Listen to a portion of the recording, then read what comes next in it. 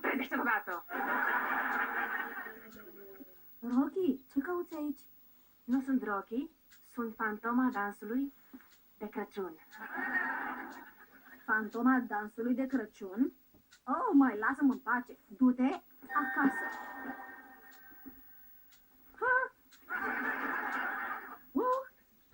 Poate n-ar fi trebuit să beau lapte înainte de somn.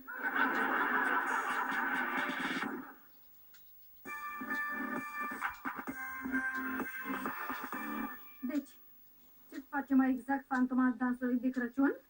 Păi, primul lucru pe care îl facem e un spectacol de Crăciun. În camera mea? Da, bine punctat. Bun. Wow! Mulțumesc, fantoma dansului de Crăciun.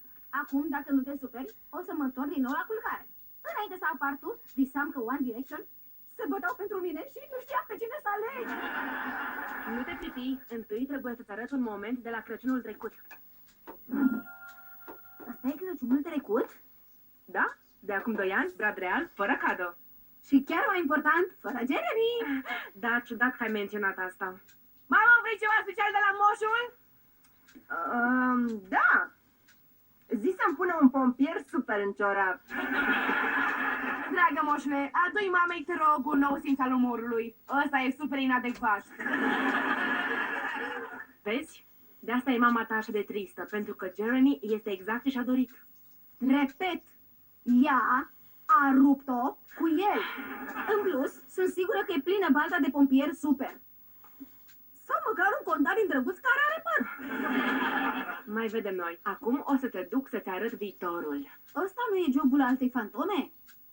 Da, visul ăsta are buget limitat. Am cheltuit toți banii pe spectacolul de Crăciun. Wow! 2042? O să întârzi și mai mult decât de obicei cu lucrarea la română.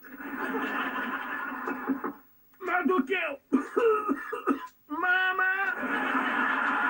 E în regulă, Flinny. Mă duc eu. Știu că ești în cadă doar o dată pe săptămână. Bine, dar de ce Flinny e așa bătrân, iar mama arată așa de bine? Păi, a apelat la diverse și a permis că n-a fost nevoie să-ți plătească facultatea. Am primit bursă la facultate? Sigur, hai să zicem așa. Bun, acum uite-te. Încă o sâmbătă seara acasă cu fiul care n-a realizat nimic, doamnă Jones. Îți zise robotul care aduce mâncare chinezească. Nu te văd plănui nicio misiune pe Marte. După ce s-a despărțit de Jeremy, n-a mai lăsat niciun bărbat în viața ei în afară de Flynn. Scumple, gustă asta. S-a stricat deja? E pentru ultima oară. Nu e vina mea. Ea a rupt-o cu el. Da, dar stai să-ți arăt de ce. Tululu, tululu, tululu, tu. Ce a fost asta? Ți-am spus, avem buget limitat. Frate, Crastis chiar a luat-o la vale în ultimii 30 de ani. Sisi, ăsta e Crasis în prezent.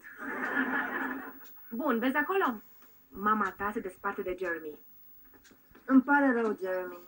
Oricât de mult aș plăcea și n-a mai plăcut pe nimeni cum te plac pe tine de multă vreme. Relația asta nu mai poate continua. Din cauza răgâitului? Sau din cauza ardeiului iute? Din cauza răgâitului de la ardeiul iute? Nu, puțin. Dar mai ales din cauza tensiunii dintre tine și Sisi. Îmi pare rău, Jeremy. Chiar te plac. Dar copiii sunt totul pentru mine. Iar asta chiar nu o să meargă. Bine.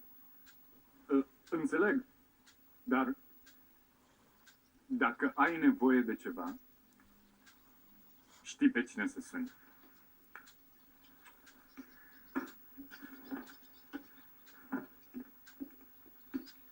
Scuză-mă, o pizza cu brânză, te rog. Să fie mare. Nu, să fie super mare. Nu, știi ce? Vreau una mare și una super mare. Te-ai despărțit recent, ha? Hai să facem așa, uite de pizza, lasă-mă să-ți aduc o salată sănătoasă. Nu uita, ești iar pe piață. Sunt chiar pe piață. Oh, nu! E numai vina mea. Sunt făcuți unul pentru altul. Mă simt oribil. Atunci, treaba mea aici e gata. Pace și ceau!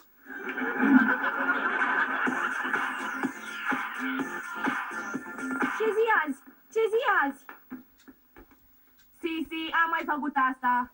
Ieri a fost duminică de... Nu! Am ratat Crăciunul? E ajunul Crăciunului. Bine, încă mai e timp. Ești în jacuzzi iar?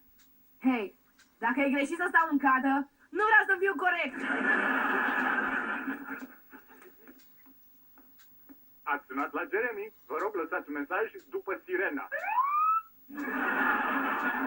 Jeremy, sunt Sisi. E o urgență. Am nevoie de un pompier. Grăbește-te, te rog. Poate n-ar fi rău să lași fursecurile de Crăciun amice, pentru că am văzut viitorul și nu e frumos.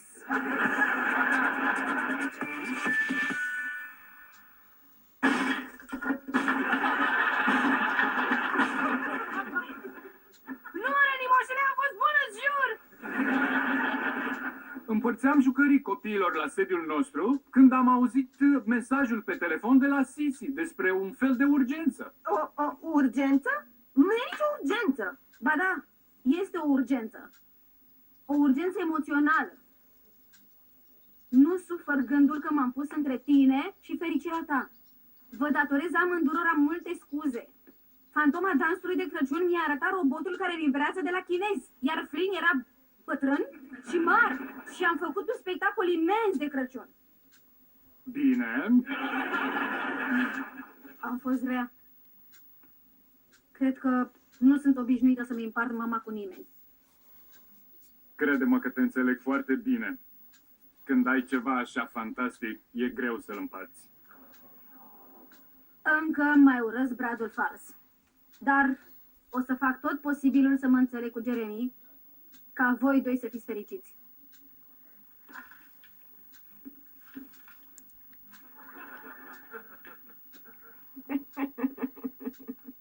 Universul ți-a trimis darul ăsta, mamă. Meritați să fiți împreună. Bine, deci ce ai zice să uităm că am nevoie de o ușă nouă și să ne prefacem că gaura aia din tavan e un vâsc? Am văzut că mami s-a pupat cu moșul! Ueh. Da. Bea.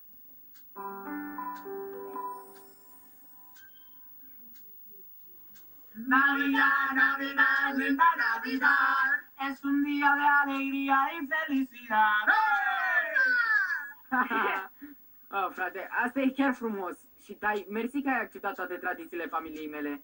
Știu că a fost puțin cam enervant. Frate, nu fi ridicol. N-ai fost puțin enervant. Ai fost extrem de enervant. Deci nu e incredibilă ca de asta? Și partea bună e că nu trebuie să ieși ca să mergi la baie. Haide!